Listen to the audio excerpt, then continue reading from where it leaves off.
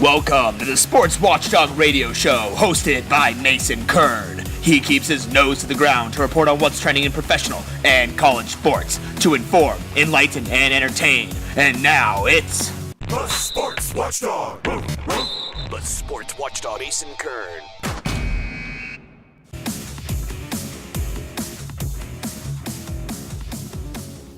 Hey everyone, welcome to the Sports Watchdog Radio Show on NBC Sports Radio, AM 1060 Phoenix. I'm your host, Mason Kern, here with you every Sunday from 7:30 to 8 a.m. And obviously, I'm certainly glad you decided to join me this morning. And as always, I do have some great stuff in my kennel. Today, we'll be hearing from Gary Myers, the NFL-related New York Times best-selling author, as well as a special in-studio guest segment from my colleague Christopher Howley, a Phoenix Magazine contributor and baseball aficionado. I'll also be covering some sports hot topics as usual, and for you basketball-specific fans, interesting happenings on the Hardwood. So there's no shortage of sports hot topics this week as we are in peak season for the major four sports. And this past Thursday marked one of the sports equinoxes. There was hockey, football, college football, NBA, and NFL on. And it was a pretty remarkable night for a variety of reasons. First of all, college football. Only one game was on, and it's your local Arizona State Sun Devils taking on Stanford at home, an extremely important game as the Sun Devils had lost 3 of their last 4 games. All of their losses had come by 7 points this season, and this game was extremely important for Herm Edwards' team to possibly get bowl eligibility, maybe a Pac-12 related bowl or just bowl game in general at the end of the season. Now, Stanford coming into this game, losers of 2 straight, had not played that well. Bryce Love has been injured for a majority of this season, so hasn't really played up to his Heisman predicted standards from the beginning of the year. And Stanford came into Tempe. The Sun Devils were undefeated at home. Their 3 victories came at home. They were 3-3 coming into this game. Stanford came out. It was a pretty ugly contest early on. It was being broadcasted on ESPN, the only college football game on Thursday night. And it was a pretty ugly game. Each of the first 4 drives ended in a punt. There were no first downs achieved. And by the end of halftime, it was 6-3 after Stanford got a field goal to put them in the lead. But there were a lot of missed opportunities in this game. And an important note, the Stanford Cardinal under head coach David Shaw had never lost 3 games in a row. And also, Stanford under Shaw has never won less than 8 games. So they're kind of in rare territory coming into this game. But Manny Wilkins for Arizona State, the senior quarterback, 5th-year senior, did not really look that good. Yes, he had over 300 yards passing, 26 of 43 completions, but still overthrowing guys, still not, in a lot of fans' eyes, getting the ball to star junior wide receiver N'Keal Harry enough. Still some ineptitude on that Arizona State offense. It ends up being another 7-point loss for ASU, 20-13. Stanford pulled away 2 touchdowns, and ASU tried to get back in it. They went on a late touchdown drive in the 4th. Wilkins had a 10-yard scramble, ended up getting a touchdown. They get a stop, and then they come out, and time just runs out. It was pretty poor clock management. A lot of fans are up in arms. Now ASU is 3-4, and they're looking a lot like the Arizona Cardinals, who also played on Thursday night. And an interesting point, on Friday, after the Cardinals' 45-10 loss at the hands of the Denver Broncos, they fired their offensive coordinator. So, yeah, Mike McCoy is out after 7 games. That offense really has not looked very good, especially under quarterback Josh Rosen, the rookie. He did not play very well Thursday night either. But now quarterbacks coach Byron Leftwich is going to take interim duties of the offensive coordinator role, as the Cardinals really have just not looked like a sound football team to begin this season. They really just have not gotten into a groove really on either side of the football. And yeah, there are growing pains to starting a rookie quarterback. I mean, they signed Sam Bradford to probably an extensively overarching contract at the beginning of the season. A lot of people thought that was exaggerated to give him that much money. I think it was 1 year, $20 million, upwards of $20 million.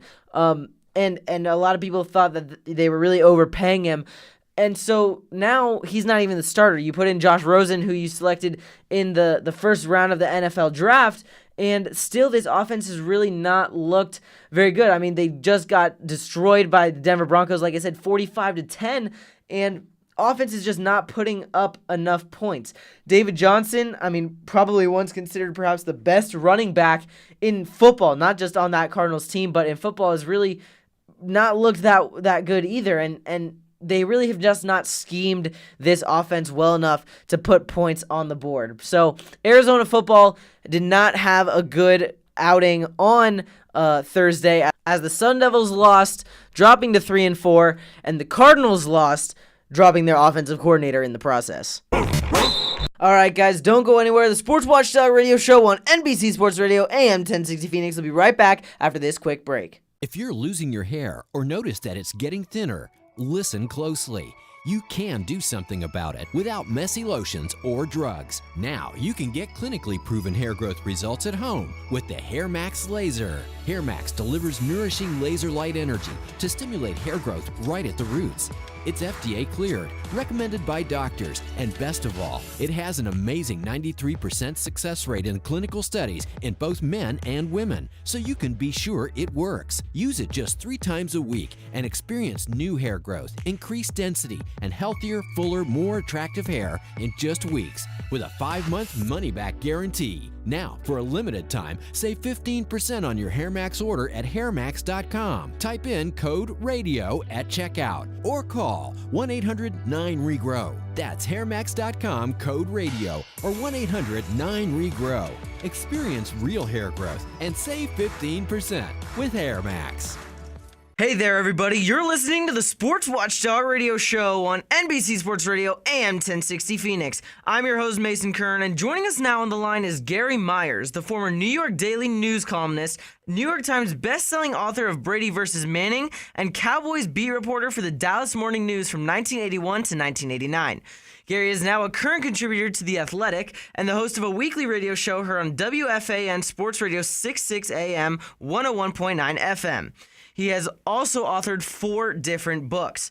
Gary's been covering the NFL since 1978, and he was a member of the cast of HBO's Inside the NFL and the Yes Network's This Week in Football. He's also a voter for the Pro Football Hall of Fame. So with that, Gary's here to share some info on his time covering football as well as his book. So with that, hey Gary, welcome to the Sports Watchdog Radio Show. So glad you could join us today. Hey, it's my pleasure, Mason. How you doing? I'm great. Thanks for asking. So having covered football for so long, kind of the ins and outs of the game, what have you kind of seen develop over the years as the game has kind of changed? Well, certainly it's much more wide open as a passing league now with all the rule changes favoring the offense, where the defensive backs aren't allowed to touch the receivers after 5 yards, which really gives the quarterbacks and the receivers, it's almost unfair, the advantage that they have in the downfield passing game. So I think mainly, from a strategy standpoint, it favors the offense a lot more defensively. There are 2 or 3 pretty much different starting teams for defense because there's so many different packages. Right. First down packages, second down packages, third down packages. There aren't a lot of players, especially in the front 7, who play every down anymore. So those are like the really the main changes, and just with free agency coming about in the early 90s and really taking hold of the league towards the late 90s. Other than the Patriots, right? Yeah, and it's been very hard to sustain success. Right, yeah, I mean, that success, I mean, especially an organization like the Patriots have been sustained for so long now. I mean, pretty remarkable there. But also, like I said before, you've written 4 different books. One of those kind of designated and designed specifically about the Dallas Cowboys, titled How About Them Cowboys? Inside the Huddle with the Stars and Legends of America's Team. And we talk about America's Team. Who really came up with that reference in regards to the Cowboys? Well, all along, Mason, it's been considered that Bob Ryan from NFL Films was the one who came up with it as the title for the 1979 Cowboys highlight film. And in doing my research for the book, the Cowboys insist, in fact, their former public relations director, who at the time was the assistant, Greg Aiello, who worked for Doug Todd, claims that and Doug has passed away, and it was about 10 or 12 years ago, somewhere around there, that after he left the Cowboys, Doug always had on his resume that he was the creator of the America's Team nickname. And that was the first time I ever heard that it wasn't Bob Ryan. Now, Bob still claims that it was him and that he's going to have it on his tombstone. So, but there's a little bit of controversy in the book over who actually was the one that came up with the name. Right, yeah, I mean, and it's become pretty iconic. Obviously, something else has become iconic is the star on the helmet. So why is that so? What about that has kind of taken shape and become so famous? Well, the Cowboys are the most popular team in the world. They're valued more than any other team, $5 billion. And when they became really popular, when it started was in the mid to late 60s when they were losing the championship games to the Packers. They became this lovable underdog. And then when they started getting really good and winning championships in the 70s, the bandwagon just started loading up, and the Cowboys were always on Thanksgiving and the doubleheader game on Sundays. They had the cheerleaders, and then they had a very recognizable logo in that blue star. So it was very smart marketing by the organization. The fact that the team was always competitive, always Super Bowl contenders, and their popularity, just for some reason, they became a national team like the Yankees and Notre Dame, where their popularity extended, far beyond Texas. Right, yeah. I mean, it's really become, like I said, such a mainstay in that Cowboys organization, especially in their rise to kind of the top of all like sporting teams, as you mentioned. Now, having written this book, so much research comes along with writing a book in this much depth and detail. So in doing that research, what was kind of some of the most cool or interesting or important things you learned that you might not have known before or just enjoyed writing about? I really got to know Jason Witten and Tony Romo fairly well in doing the chapter in the book about how they became friends and been a support system for each other, and now have wound up pretty much not pretty much, but in the same second career in television. So I really enjoyed doing that one, and I had 3 different sessions with Jerry Jones, totaling 5 hours. And if anybody who's heard Jerry speak or has spoken to him themselves, that he's extremely entertaining and he's very informative. And I really enjoyed. I mean, I knew Jerry prior to this. I worked in Dallas, and by the time I moved back to New York, he had been in Dallas for about 4 months. But I got to know him during that period of time, and then stayed in touch with him over the years. So I had a pretty good head start going into this book with my knowledge of the Cowboys, having worked there for 8 years, worked in Dallas for 8 years, and then having stayed in touch with Jerry all these years. I really did learn a lot about him and about what makes him tick in our sit-down meetings. Yeah, that's definitely really cool. Well, Gary, we're kind of running out of time here. We'll definitely have to have you back on the show to share some more tidbits about Jerry Jones and the Cowboys in your book as well. But where can our listeners go for now to connect with you or get more info? Sure. The book comes out on Tuesday, so if you want to get it right away after it comes out, you can go on Amazon now and pre-order it, or any of the online services, and then, of course, it'll be in the bookstores on Tuesday. Well, there you go, guys. Make sure to go check out the bookstores, get it online as well. Gary, thank you again so much for your time. All right, everyone, the Sports Watchdog Radio Show on NBC Sports Radio, AM 1060 Phoenix will be right back after this. If you're ready for a boast-worthy staycation, the AAA 4-Diamond Hermosa Inn, located in Scottsdale's Paradise Valley, is for you. This luxury hotel offers authentic Arizona character and charm. Its 43 newly renovated casitas are nestled in a garden setting with breathtaking views of the lush desert and Camelback Mountain. Most accommodations include deep soaking tubs, beehive fireplaces, and private patios. Other property features include a lively bar and communal seating areas, On-site painting classes, free use beach cruisers, seasonal poolside yoga, hot tub facilities, a business suite, and dining to die for. The Hermosa Inn is an ideal locale for small group getaways, from weddings, intimate family vacations, and bachelorette weekends, even golf outings, board meetings, and executive retreats. And its award-winning on-site restaurant, Lawns, is renowned for globally inspired Arizona fare, complemented by a subterranean wine cellar. You can see amazing photos of this and much more at hermosainn.com. That's hermosainn.com. Hey everyone, welcome back to the Sports Watchdog Radio Show on NBC Sports Radio AM 1060 Phoenix. Now joining me is a really special guest in studio for the first time. It's Chris Howley. He's a contributor for Phoenix Magazine, baseball aficionado, large Yankee fan. So Chris, how you doing today? I'm doing great. Thanks for having me. Yeah, of course. Thanks for taking the time to come on. So first off, Chris, like I said, huge Yankee fan, followed baseball, practically for your entire life. So first of all, what got you interested in baseball in the first place, and then how have you kind of progressed into wanting to cover the sport as your future profession? Well, as a kid, my family's all from New York, and my grandma grew up 2 blocks away from Yankee Stadium, and they kind of just pounded Yankees baseball into me. So I became a baseball fan just because that's what I grew up watching with my family, and I played Little League baseball and fall ball and travel ball, tried out for the freshman team in high school, and that was about when I knew I wasn't going to be doing anything with baseball and I actually was playing it. So once I got there, I was thinking, well, I got to do something with baseball, and I love to write, so journalism seemed to be the way to go, and it's worked out so far. And now you are a current sophomore at the Walter Cronkite School of Journalism at Arizona State. Being in such close proximity then to the Arizona Diamondbacks, what did you kind of see throughout the season? Because they were so hot at the beginning of the year and then they missed the playoffs entirely. So what was the kind of trends that you saw from the Diamondbacks throughout the year? Well, honestly, at the beginning of the year, before the season even started, the first concern I had for them was their bullpen. Everyone was worried about replacing J.D. Martinez. Well, you really can't replace J.D. Martinez, as you've seen with the Red Sox. He's just unbelievable. So the big problem was the bullpen, and it really, they came out hot. The Dodgers came out slow. The Rockies were kind of up in the air the whole season until the very end. And so I really thought the Diamondbacks had it together to be able to win the West, but at the end, it came down to that bullpen.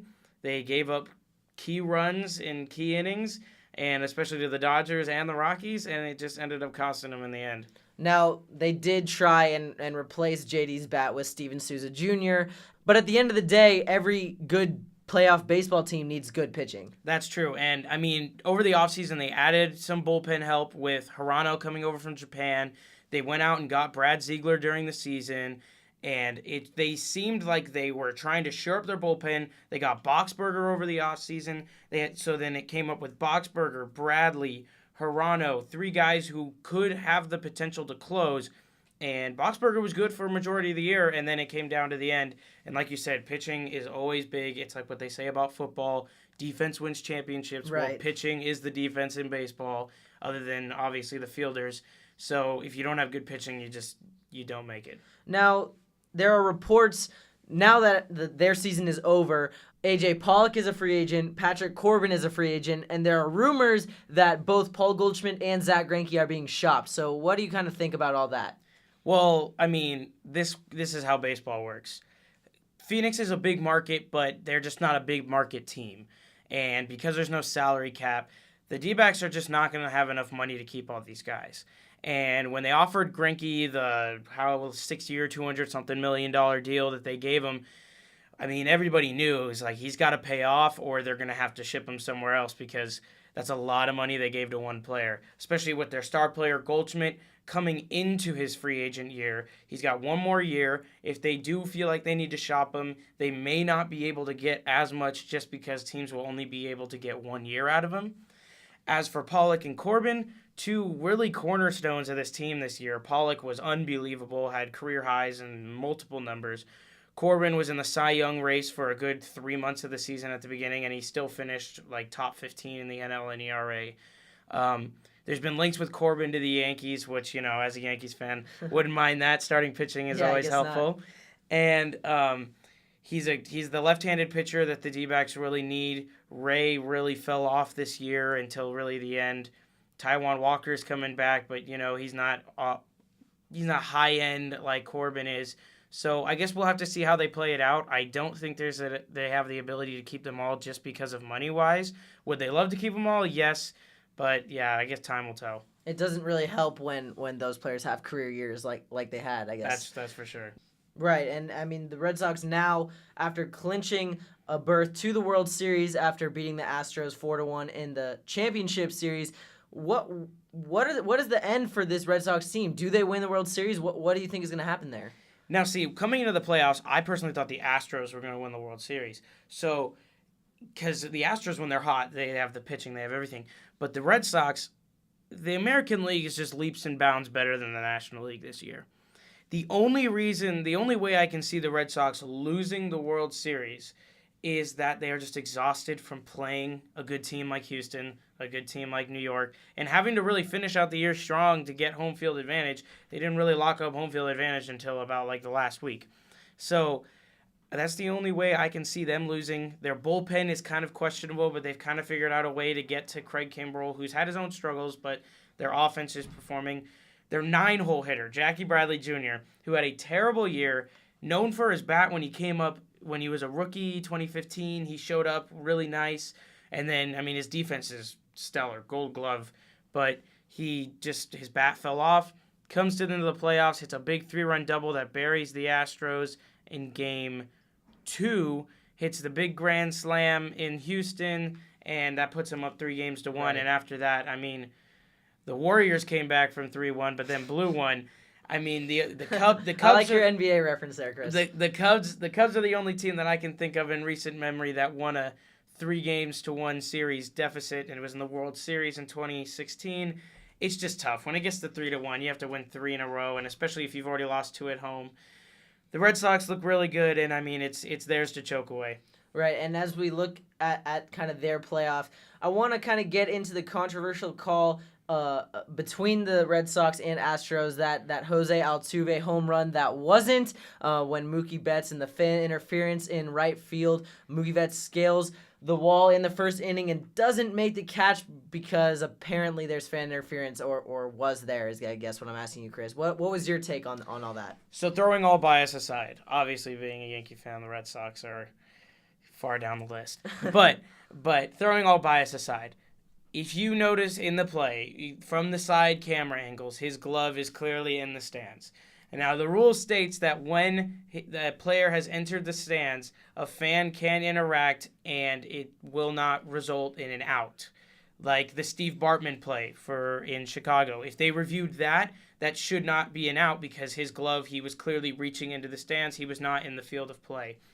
He was not in the field of play when he leaped up to catch that. That ball should have been a home run. I know Joe West has been called out for being an umpire that everybody thinks blows a bunch of calls. He had a great night at the plate the night before, had a 99.6% rate on the strike zone, which is unheard of, especially in today's MLB with guys like Angel Hernandez all over the place. But, yeah, it should have been a home run. I think it was really controversial, but yeah, in the end, you got to look at the rules and just call it by the rule book. Right, and I think that would have been a real difference maker in that game because at the end of the day, that was the 2-run home run, and the Astros ended up losing by 2 off an amazing Benintendi catch. That Bregman hit at the very end, bases loaded. Benintendi dives and catches it to end their hopes. That was an incredible play. Plus the Astros pitching didn't really help him out that whole game. Yeah, that's true. So, pretty controversial way to end the Astros season. But at the end of the day, Red Sox played better, won 4 games compared to Astros 1. And for Chris Howley, he's thinking the Red Sox are going to win the World Series. Is that right? Unfortunately, yes. I guess so. All right. Thank you again so much, Chris, for your time. Of course. Thank you. All right, everyone. Don't go away. The Sports Watchdog Radio Show on NBC Sports Radio, AM 1060 Phoenix will be right back after another short break. For singers looking for a fun, all-in-one wireless karaoke mic with a built-in mixer speaker and its own light show, Voco Pro's pop-up Oki microphone is for you. It connects to a smartphone or tablet via Bluetooth and accesses YouTube and numerous karaoke apps for hours of entertainment. An onboard MP3 player allows singers to perform recorded MP3 tracks. Its multicolored LED light with on-off switch will automatically dance to the beat of the music, adding visual excitement to any karaoke session. Find it at VocoPro.com. You ready to hoop it up? This is Happenings on the Hardwood. All right, guys, as always, at the end of the Sports Watchdog Radio Show here on NBC Sports Radio, AM 1060 Phoenix, we're going to pivot on over to the Hardwood, talk some hoops talk as we are finally in the NBA regular season. No more of this preseason talk, summer workouts, who's going where. It's time to talk shop. It's time to talk about who's going to win the NBA Finals, and it's probably going to be the Warriors, but I'm still excited about this NBA season. What I'm not excited about is the Lakers' debut. Now, look, I know LeBron James, 26 points, 12 rebounds, that awesome dunk back on Thursday night, but they lost. Now, there's obviously going to be some growing pains. It makes sense. They're a new team, a bunch of one-year deals, JaVale McGee, Lance Stevenson, Rajon Rondo. I thought everyone played relatively well, but they just got outmatched by a better Portland Trailblazers team, a more seasoned, chemistry-wise Blazers team. Now, the Blazers have come out and beat the Lakers in 15 of their last matchups. I don't know why the Los Angeles can't seem to figure out Portland's deal, but Damian Lillard, another great game. And around the league, though, when you look at it, the Warriors win against the Thunder by 8. Celtics come out and destroy the 76ers on opening night, 105-87. And that was really nice to see, only because Gordon Hayward gets back on the court after breaking his leg and obviously missing all of last year in Game 1. So really nice to see Gordon get back out there. And that really led to Jason Tatum's breakout year. If Gordon Hayward had played last season, I don't think Jason Tatum would have had the year that he did, because he just wouldn't have gotten as many minutes, especially in the playoffs. Now, Kyrie Irving, obviously the leader of that team, very interesting to see how he's kind of taking after what he kind of learned from LeBron in leading a team and implementing that with this Celtics roster. And they're very scary. I think they are probably the lock to win the East. Now, obviously, there are some other teams in that race. Toronto with Kawhi Leonard, 76ers, even though they did get blown out on opening day, but there's still a whole season to go. Still shaking off the rust a little bit.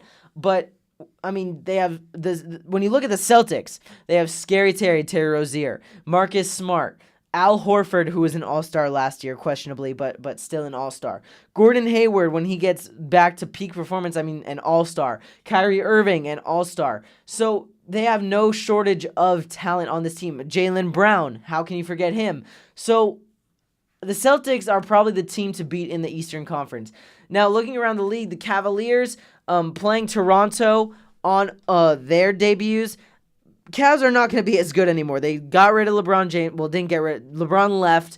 So they really lost their main scorer, main playmaker, the best player in the world, and they're looking for ways to score.